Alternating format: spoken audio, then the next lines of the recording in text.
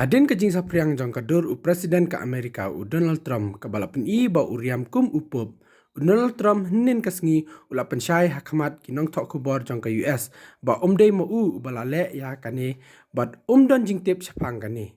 Ula ongru ba syam latip mano balale ya kane bat kalak bandai ba lale da kiriu tok lani da ki AI ban le biria.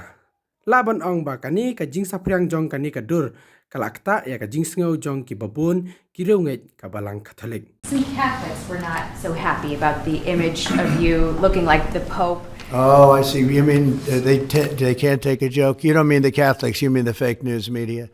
Not the Catholics loved it.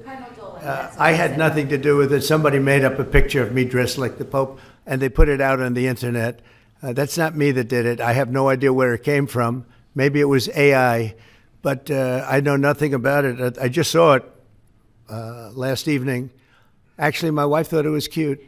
She said, "Isn't that nice?" My question about Actually, I would not be able to be married, though. That would be a lot. I'd have to the best of my knowledge, popes aren't big on getting married, are they? Not that we know of. No.